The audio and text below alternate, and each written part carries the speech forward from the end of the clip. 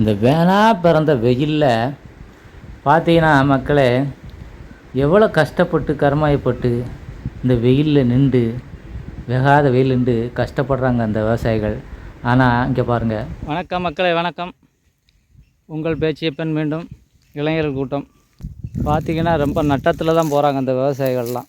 நம்ம பூ எடுத்துகிட்டு போய் வியாபாரிகிட்ட கொடுத்தோம் அப்படின்னா ஒரு எடை கணக்கு வந்து எவ்வளோண்ணே,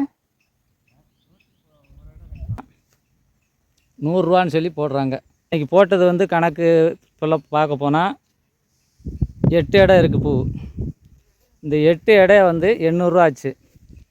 அப்போ இங்கே எத்தனை பேர் வேலை பார்க்காங்க பார்த்துக்கோங்க. 3 பேர் இருக்காங்க, என்னோட சேர்த்து 4 பேர். அப்போ இந்த 8 எடைக்கும் 800 ஆச்சு. இங்கே சம்பளம் வந்து வேலை பார்க்குறவங்களுக்கு சம்பளம் எவ்வளோ தெரியுமா? 300 இந்த 300 4 பேருக்கும் எவ்வளோ ஆச்சு? 4 12, 1200 ஆச்சு. இதில் வர்ற வருமானம் 800. இந்த விவசாயிகள் வந்து அதுக்கு மருந்து மாயம் அடிக்கிறது அதுக்கு வேறு வாங்கியிருப்பாங்க. இந்த வேலை கூலியாளிகள் இது ஒரு 300 சம்பளம் வேறு. மொத்தம் 4 பேருக்கும் 4 12, 1200 ஆச்சு. அவர் போட்டது என்ன, 800 போட்டிருக்காரு. இதில் வண்டியில் வேறு பெட்ரோல் போட்டு வேறு போகணும், அதையும் பார்த்துக்கங்க. இந்த பூக்களுக்கு மருந்து அடிக்கணும். அடுத்து களை வெட்டு சம்பளம் இருக்குது.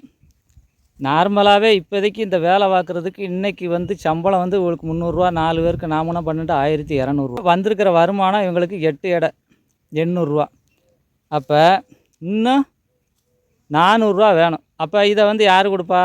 அந்த கை காசை போட்டு தான் கொடுக்கணும் காட்டுக்காரங்க. எப்படி ஒரு வருமானம் பார்த்து மக்கள் வந்து இப்படிலாம் ஒரு விவசாயம் பண்ணி இவங்களுடைய பொழப்பை ஓட்டுறாங்க. எப்படி ஓட்டுறாங்க? கடனை வாங்குறாங்க, திரும்ப அதில் வார வட்டி அப்படின்னு சொல்லி வாங்குறது. அந்த வார வட்டி காசை எடுத்து இதில் போடுறது. இப்படி மாற்ற நட்டப்பட்டு சில விவசாயிகளெல்லாம் என்ன செய்கிறாங்க, சீரழிஞ்சு கடைசிக்கு ஒரு மரணம் அடைகிற ஒரு சூழ்நிலைக்கு தள்ளப்படுறாங்க. ஆனால் வியாபாரிகளுடைய லாபம் அப்படிங்கிறது என்றைக்குமே அவங்களுக்கு வந்து லாபம் அதிகரிக்கத்தான் செய்த ஒழிய குறையவே செய்ய மாட்டுக்கு. எடை போடும்போது குறைச்சி கூட்டி பிறக்கி அந்த மாதிரி எடை போட்டுக்கிறாங்க. அப்புறம் வந்து அவங்களுக்கு வந்து கமிஷன் வேறு எடுத்துக்கிறாங்க. அப்புறம் 100க்கு ₹1.25 அப்படின்னு சொல்லி ஒரு கணக்கு எடுத்துக்கிறாங்க. இதில் என்ன லாபம் இருக்குது இந்த விவசாயிகளுக்கு? விவசாயிகளை கேட்டிங்கன்னா ரொம்ப மோசமான சூழ்நிலையில் இருக்கிறாங்க. மக்களே, விவசாயிகளே விலையை நிர்ணயம் பண்ணணும் அப்படிங்கிற ஒரு இது வந்து என்றைக்கு வருதோ அன்றைக்கி தான் விவசாயிகள் வந்து நல்லா இருக்க முடியும். மீண்டும் அடுத்த ஒரு 14 கருத்துக்களோட உங்கள் பேச்சியப்பன் இளைஞர் கூட்டம் சந்திப்போம். பாய்.